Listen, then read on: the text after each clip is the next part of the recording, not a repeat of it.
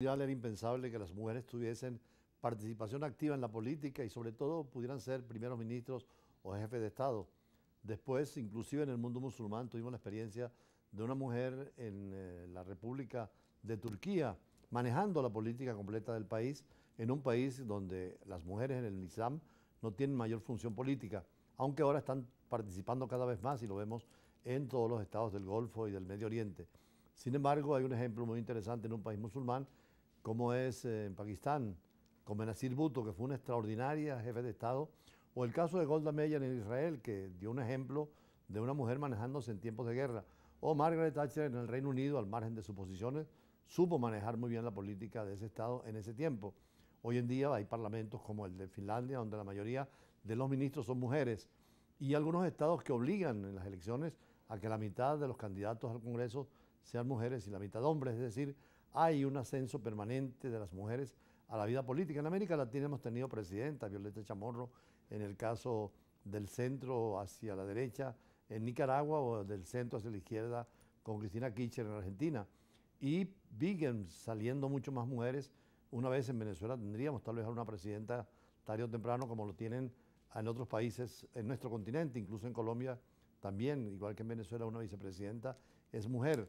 Y en cuanto a México, pareciera que por primera vez, todo indica, sobre todo después de ayer, porque una mujer, la gobernadora de México, va a disputar, son dos mujeres que van a tener esta lucha por primera vez a la presidencia de México, que va a ser en el 2024, luego de la que es alcaldesa de México, que es Claudia Sheinbaum, fue proclamada candidata del oficialismo, es decir, del partido del presidente López Obrador, es de la izquierda, pero va a enfrentar a una candidata que une a todas las conservadoras y derechas mexicanas, sobre todo a los grandes partidos que son el PAN, que ha gobernado 2 o 3 veces en México, y el PRI, que desde 1910 gobernó a México, y es un partido muy fuerte, pero fueron derrotados por López Obrador y un grupo de dirigentes que salieron precisamente del PRI y fundaron a Morena.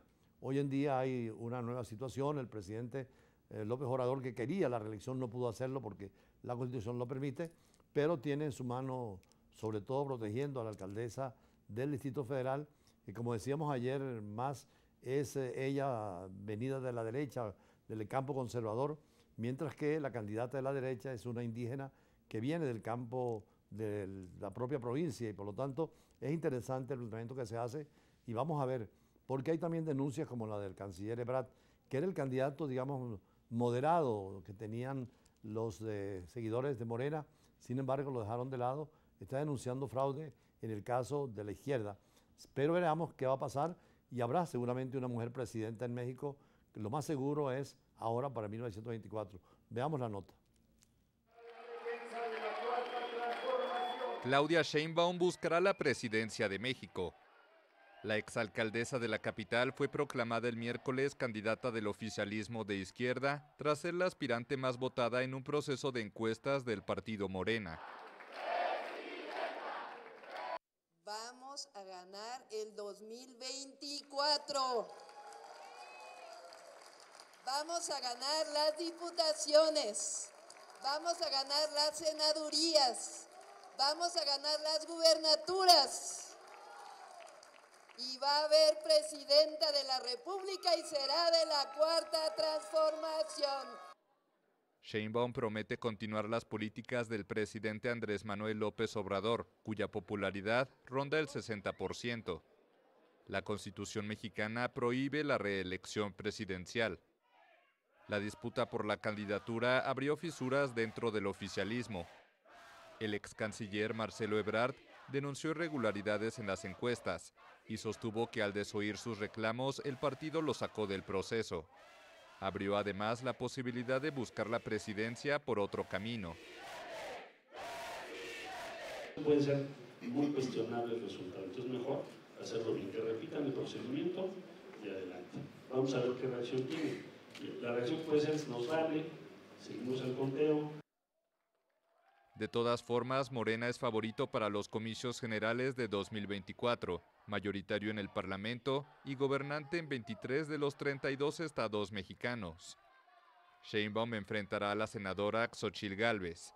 quien fue ungida como aspirante de una coalición de partidos opositores.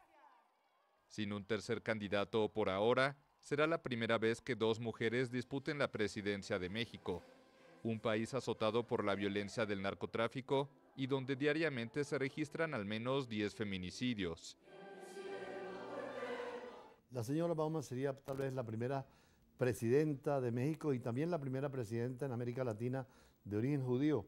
Es hija de inmigrantes, ya como vemos totalmente adaptada a la política, a la cultura mexicana y dirigente de un partido político de izquierda que además tiene un problema ahora porque el hombre más fuerte después de ella, el candidato que tenía más chance, denuncia que hubo allí manejo dudoso de la elección y el canciller de López Obrador, que es un hombre muy querido en los medios internacionales, dice que podría lanzarse en una tercera opción o apoyar posiblemente a la oposición, ya que es una especie de expulsión del partido del presidente de López Obrador.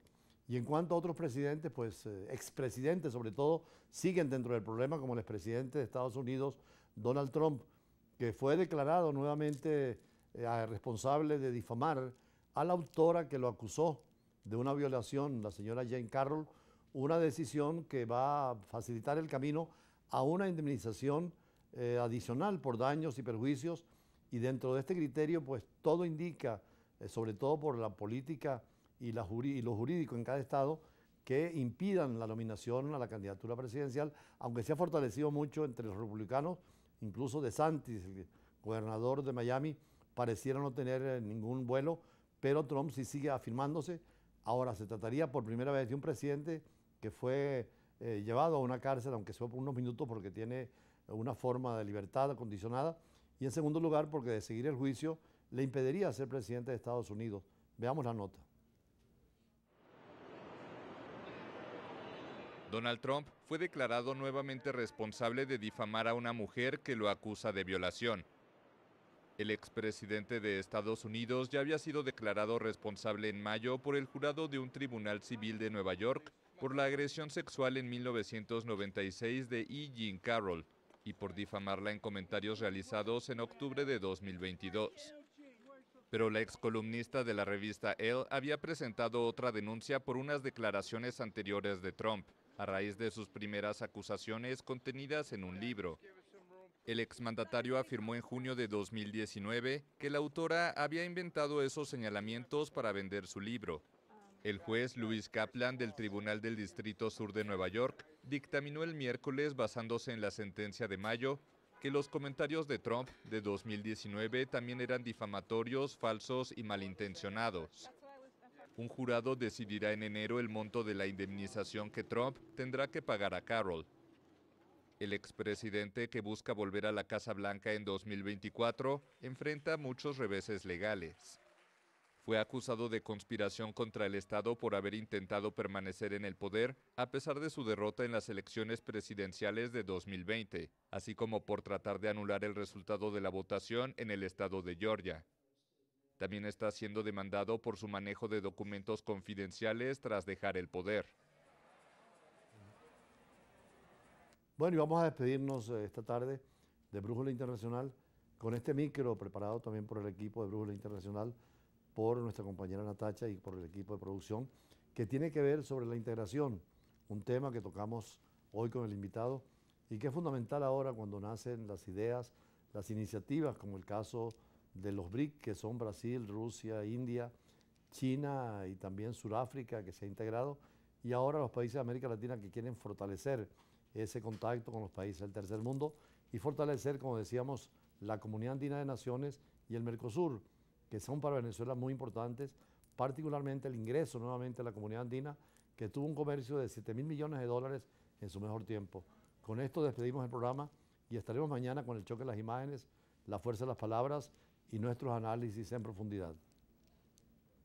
La integración latinoamericana es un movimiento político y social que aboga por una estrecha coordinación, relación, asociación y cooperación entre los países de América Latina. Desde México hasta Argentina y Chile, acorde a sus similitudes políticas, sociales, económicas, culturales, religiosas, lingüísticas, ideológicas y geográficas, entre otras. Consiste en un conjunto de acciones cuya finalidad es consolidar la comunicación de los países mediante una unión económica y política, abogando por una estrecha coordinación, compartiendo sus soberanías nacionales y cediendo parte de sus atribuciones de gobierno a organismos internacionales, como es el caso de la Unión Europea. Se ha discutido también la creación de la Unión Latinoamericana.